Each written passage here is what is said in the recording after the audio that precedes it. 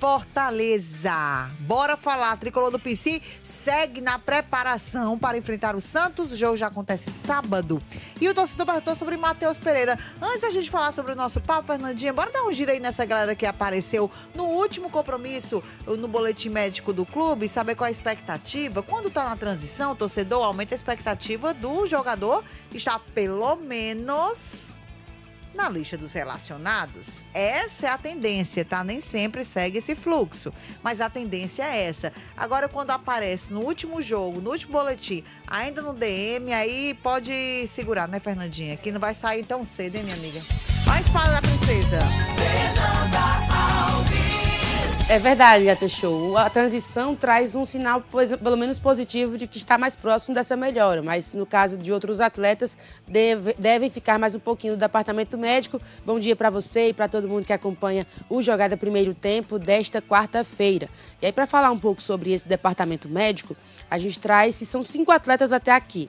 João Ricardo, Benevenuto, Matheus Pereira, Lucas Crispim e Alanzinho.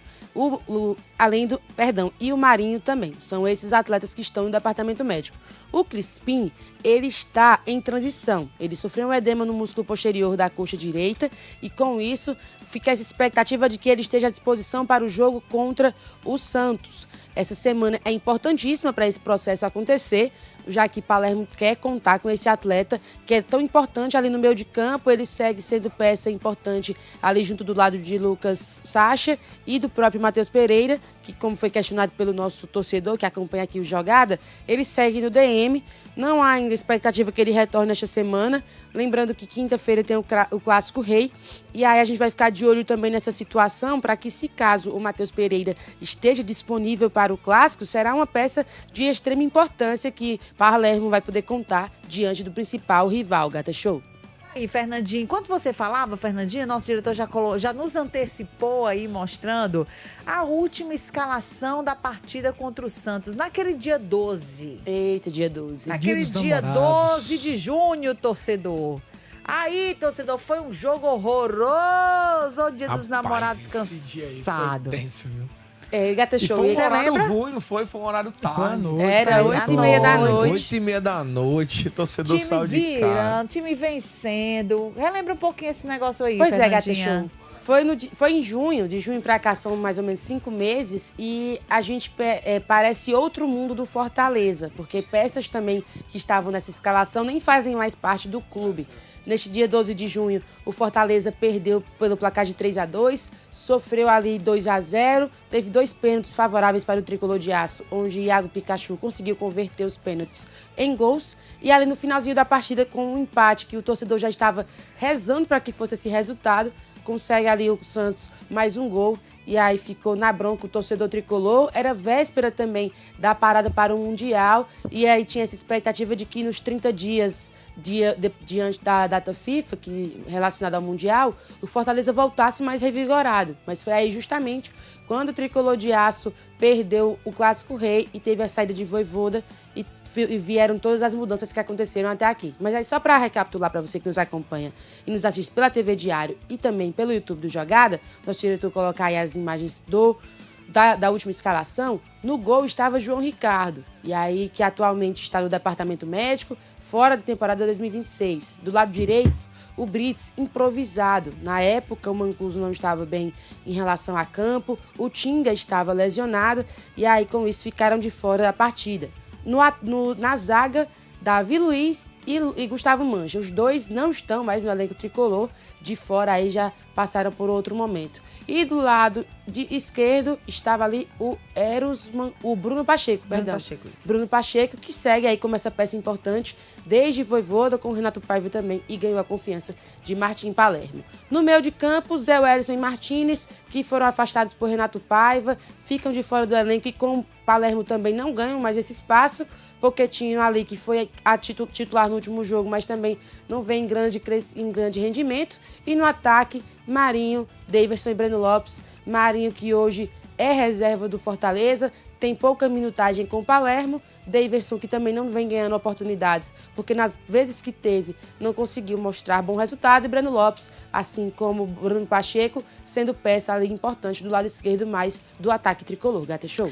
Valeu, Gata Show também, Fernanda Alves. Só um ponto importante, Gata Show, Fernanda, que eu esqueci de ressaltar, que era Vojvoda o treinador e para esse cenário totalmente diferente, Vojvoda será o adversário do Fortaleza. Coincidência, né, também. Sim. Salva as devidas proporções, meus amigos. Saídas, né, lesões. O time parece que deu hoje. Eu vou pegar o último recorte da partida contra o Flamengo, tá? Porque, na minha opinião, foi uma das melhores partidas do Fortaleza durante esses 6 últimos meses. Podemos. Desse recorte mais recente foi a melhor. O mais recente foi o melhor, vamos dizer assim. E aí, salva as suas devidas proporções, com saídas, com lesões. É um time 100% melhor, né não? Bem melhor, Daniel Denise. E Bandeira. A gente pode ir aqui até, assim, posição por posição para ficar bem claro para o torcedor. Em relação ao gol, tudo bem, existe uma queda de certa forma, porque o João Ricardo é o grande goleiro do Fortaleza, mas diga-se de passagem que o Breno fez uma grande partida contra o Flamengo. Sim. E vem fazendo né? também, Precisava de um grande jogo. Exatamente. Já tinha ajudado contra o Juventude, pegou né? o pênalti, né? Exatamente. Mas ele, assim, deu uma de João Ricardo, né? Contra o Flamengo. Fez grandes defesas. Daniel, pode falar. Um detalhe sobre o Breno, que além João Ricardo tinha sido o único goleiro com o Palermo que não sofreu gols. E aí Breno consegue pela primeira vez um jogo também sem ter o gol vazado. Olha aí, um aspecto muito importante, muito importante. Na lateral direita, grande evolução, porque você recupera o Mancuso. O Mancuso, nessa época aí, a Fernandinha trouxe esse detalhe. O Brits, que é zagueiro, era utilizado na direita porque o Mancuso, que era o jogador da posição, não estava bem. Não estava bem. Então, o treinador, que era o Vojvoda, no caso, preferia improvisar um zagueiro para jogar ali, perder na zaga o seu melhor zagueiro, que é o Brits, porque o Mancuso não correspondia. Então, esse foi o grande acréscimo que o Palermo fez. Foi conseguir recuperar o bom futebol do Mancuso, que hoje é um jogador muito importante no esquema tático dele. É um jogador que avança, que cria bastante chance. A dupla de zaga, rapaz, evoluiu também consideravelmente, porque Davi Luiz, que era o titular aí no jogo contra o Santos, a gente lembra o quão negativo foi a passagem dele pelo Fortaleza, o quanto ele deixou a desejar, ficando realmente abaixo das expectativas. O Gustavo Mancha, nesse período, estava indo bem, mas eu acho que hoje a gente consegue ter um sistema defensivo um pouco mais organizado como um todo. E o Bruno Pacheco continua ok. Agora, o grande setor que eu queria trazer o destaque é o meio de campo. Porque olha a dupla de volantes aí do Fortaleza nesse jogo. Zé Wellison e Martinez. Jogadores que, como a Fernandinha disse, meses depois, semanas depois, foram afastados porque não estavam correspondendo.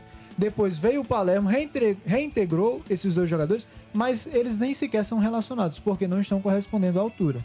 E hoje você tem Lucas Sacha jogando muita bola. Você tem o Pierre, que jogou e foi muito elogiado pela torcida do Fortaleza, porque jogou muito contra o Flamengo. A gente ainda não teve aqui nesse jogo contra o Flamengo o Matheus Pereira, que é talvez o grande volante do Fortaleza desde que ele foi contratado. E a tendência é que ele nem venha, né? Exatamente. Porque ele não vá também, né? Mas daí a gente tira, Denise, quanto o meio de campo do Fortaleza evoluiu. Aí você tem o Marinho, que não correspondia e segue sem corresponder. Você tem o Breno Lopes, você tem o Daverson. Então, assim, se a gente pega o recorte geral, houve sim uma evolução do Fortaleza, daquele jogo contra o Santos pra cá. Claro que a gente tá falando que o Fortaleza é um time perfeito, é um time ideal, que ele corrigiu todos os problemas. Não, ele ainda tem muitas limitações. Tanto é que a gente viu jogos desse mesmo Fortaleza agora, que venceu o Flamengo, perder pro Santos por 2-0 com um jogador a mais, perder pro São Paulo por 2-0 com um jogador a mais. Então, assim, não é porque venceu o Flamengo que tá tudo resolvido, mas justiça seja feita. Houve sim uma evolução. Claramente, eu acho que o principal ponto é o meio de campo, Denise. Eu acho que o Fortaleza a defesa, tenta não, se também, encontrar. Assim? Porque eu acho que quando o Zé Wellison vinha de uma sequência péssima. Né? O Zé Wellison foi um dos grandes responsáveis por um dos maiores vexames do Fortaleza no Maracanã, né? Contra o próprio Flamengo. Né? E aí foi muito criticado, estava muito embaixo, e mesmo assim estava sendo mantido no time.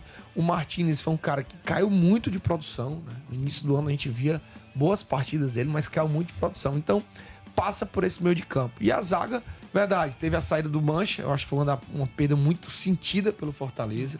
Vinha numa grande temporada, vinha numa grande fase. Fortaleza teve que vender o jogador, teve que negociar pro time da Grécia. E o Davi Luiz, que muito constante, né, no jogador que não estava acompanhando. Esse Fortaleza da era Palermo é um Fortaleza que a gente fica muito, como diria no interior, muito cabreiro, em você fazer qualquer projeção. Porque, independente da escalação, né? Nem vem ao caso, a gente tá aqui debatendo qual a escalação, então, independente da escalação, é um time cabreiro. Por que você fica na dúvida esse Fortaleza aqui vai enfrentar o Santos? Porque a gente não sabe qual ritmo que esses jogadores vão entrar. Se for o ritmo mostrado, a intensidade mostrada no último jogo contra o Flamengo, é um time que tem plenas condições de vencer esse Santos na Vila Belmiro. Rotação lá em cima, jogadores com a pegada, entendendo o que é que precisa ser feito, um comprometimento na marcação, jogadores do ataque vindo marcar, jogadores do meio dando bote na hora certa, a zaga numa sintonia muito boa, o Breno fazendo grandes defesas, ou seja, era um Fortaleza que o torcedor pedia para ver em campo há muito tempo, que o torcedor queria que jogasse há muito tempo e viu contra o Flamengo. Então é esse Fortaleza que o torcedor espera contra o Santos, porque se for o Fortaleza que encarou o Vasco, que encarou o São Paulo com um jogador a mais, que vem jogando boa parte do campeonato, esse é o Fortaleza que o torcedor tá longe de ver. Então a gente fica até meio assim querer fazer qualquer projeção, justamente porque a gente... Peraí, é o Fortaleza contra o Santos ou é o Fortaleza que jogou contra o Flamengo? O Fortaleza jogou contra o São Paulo ou o Fortaleza que enfrentou o Flamengo? São dois times com o mesmo elenco. A postura era outra. Então, o que o torcedor espera aqui, o que foi falado, que foi visto no vestiário contra o Flamengo, seja incorporado pelo time até o final da temporada. Isso é o mais importante. Que o time que está em campo, que vai entrar em campo contra o Santos, seja a mesma vibração, a mesma rotação que entrou em campo contra o Flamengo. Aí o que é que o torcedor fala aqui? Vamos aproveitar que o torcedor fala assim: vocês não podem esquecer do progresso de Gaston Ávila. Sim, isso é verdade. E no jogo passado, jogou muito bem o Gaston Ávila, né? Mas que já tinha feito uma partida bem ruim, bem abaixo contra o Juventude. Né? É isso que eu digo, são essas inconstâncias do Fortaleza que preocupam o torcedor. Você tem um Gaston Ávila que quebrou a bola contra o Juventude. Fortaleza só não saiu derrotado porque o Breno não deixou que o pênalti fosse marcado e o Fortaleza conseguiu aquela virada para uma partida sensacional contra o Flamengo. De chorar, de ser reconhecido pela torcida. Então são essas inconstâncias que a gente fica assim, pô, você faz um jogo excelente contra o Juventude. Tem tudo para arrebentar. Aí na sequência você pega o São Paulo, né? Foi o São Paulo em casa. Não me deixe mentir, foi São Paulo em casa? Perdeu pro São Paulo. Foi São Paulo e o Vasco em casa, com um a menos. Você faz uma partida excelente, tá de superação com a Juventude. Aí vem pro Vasco e São Paulo em casa, lá embaixo. Aí, então joga a toalha. Aí vem o Flamengo, outra rotação, os jogadores começam a render. Então assim, peraí, qual é esse Fortaleza que vai jogar contra o Santos? Qual é o Gaston Ávila? Do Juventude? Do início do ano? Ou Gaston Ávila do Flamengo? É isso que o Fortaleza fica. O torcedor fica mais na dúvida. Que time é esse que vai jogar? O torcedor manda mensagem aqui pra gente falando